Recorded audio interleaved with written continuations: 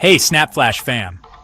Today we shine a spotlight on a rising crisis gripping Botswana: problem gambling. A new national study has revealed some troubling numbers, and the call for reform is growing louder. This isn't just about casinos, it's about mobile apps, youth vulnerability, and the future of public health. Let's unpack the data and the debate. Did you know that over a third of Botswana are active gamblers, and nearly 7% are struggling with gambling addiction? Even more alarming, 1 in 5 gamblers are underage. What's driving this trend, and what is the government doing about it? Stick around, this one's serious. Before we dive in, hit that subscribe button and ring the bell so you never miss important stories that matter to you and your community. Now let's get into it. A new national study has revealed that 36.6% of Botswana are active gamblers. Of those, 6.7% are excessive or problem gamblers, and 20.3% are underage, some starting as early as their teens. The main culprits? Unemployment, digital access through smartphones, unregulated online betting platforms. Most troubling, illegal gambling is linked to twice the rate of problem behavior compared to regulated venues. Minister of Trade and Entrepreneurship, Tiroe Oni and Sima, didn't mince words. He warned that gambling is no longer confined to casinos. Now anyone with a phone and data can place a bet, legally or not. Young people aged 21 to 35 make up more than half of all gamblers. Many are drawn in by promises of quick money, especially in a tough job market. And yes, some are using parents' IDs to access online platforms. Ladies and gentlemen, equally concerning is that youth aged 21 to 35 remain the most vulnerable group. The study indicates that many young people, especially those grappling with unemployment or financial instability, are drawn to gambling in hopes of improving their circumstances. This reflects the deep-rooted socio-economic challenge where gambling becomes a perceived escape from economic hardship. Alarmingly, the report highlights that over 20% of the gamblers are underage, with some having started gambling well before reaching the age limit of 21.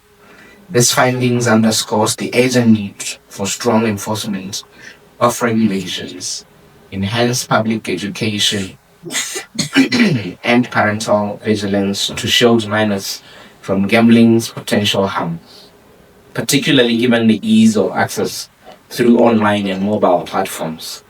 The statistics are not merely numbers, but are warning signs that there is need for a prompt interventions. If we don't act decisively, the consequence will be far-reaching. Ladies and gentlemen, the government of Botswana remains steadfast in its commitment to tackling excessive and product gambling as a public health and social priority. My ministry is implementing the concrete measures. We are committed to strengthen regulation and enforcement, particularly around online and illegal gambling activities. As gambling increasingly shifts into digital access space, it becomes crucial to close gaps that allows unlicensed operators to target vulnerable individuals, including the youth. Strong laws, better coordination with telecommunication providers, and rigorous monitoring will be central to these efforts. Equally important is the need to expand public education on gambling risks. Our goal is to reach schools, communities, and families with accurate, accessible information about the dangers of gambling addiction and the early signs to watch for. Education must start early and extend widely, helping Batswana make informed choices and recognize when gambling is becoming harmful. Distinguished guests, the government is also focused on enhancing treatment and support services, ensuring that individuals struggling with gambling harm can seek help without fear of stigma. This includes expanding access to counseling, helpline, and rehabilitation programs across all regions and tailoring services to be culturally sensitive and available in local languages.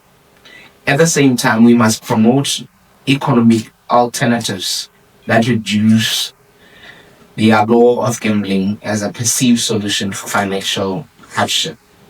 By investing in entrepreneurship programs, job creation, and financial literacy initiatives, we aim to offer Batswana, especially young people, genuine pathways to economic security and hope for the future.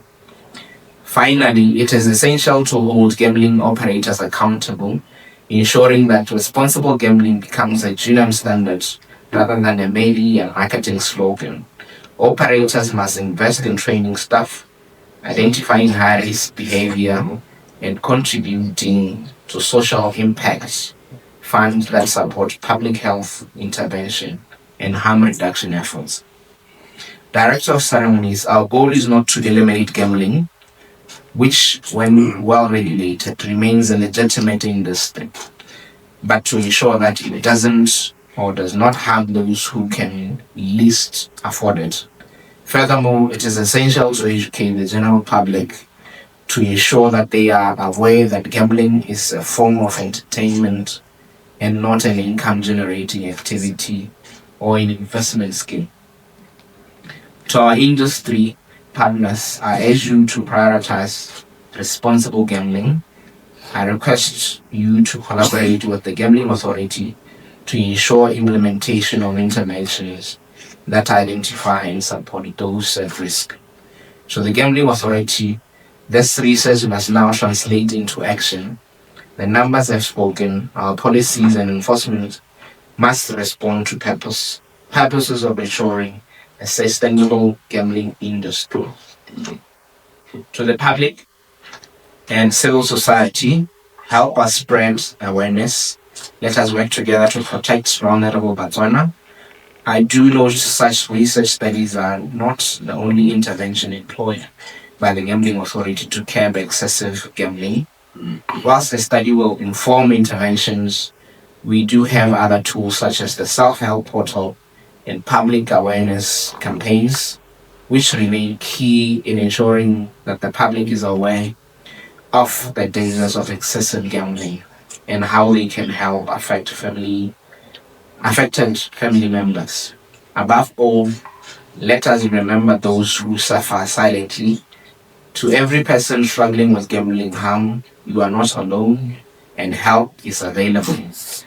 Let today be a turning point. Let us commit to solutions that protect our people and secure the integrity and sustainability of our gambling industry. Despite the study's depth, some participants voiced concerns, particularly around terminology such as gamblers, which they argued oversimplifies the diversity of gaming activities. For example, sports betting versus casino gambling. Others noted the lack of consultation with key industry players during the research phase. What do you think? Should Botswana ban all forms of online gambling, or should the focus be on education and harm reduction? Let us know in the comments. We want to hear your take. If you found this story important, give it a thumbs up, share it with someone who needs to hear it, and subscribe to Snap Flash. Your support helps us bring light to critical issues like this one. Botswana is waking up to a hidden crisis, and the numbers don't lie. As the minister put it, let this be a turning point. With bold policy, digital reform, and community action, the nation could shift course, but time is running out. Thanks for watching Snap Flash. Keep questioning, stay informed, and we'll catch you in the next video.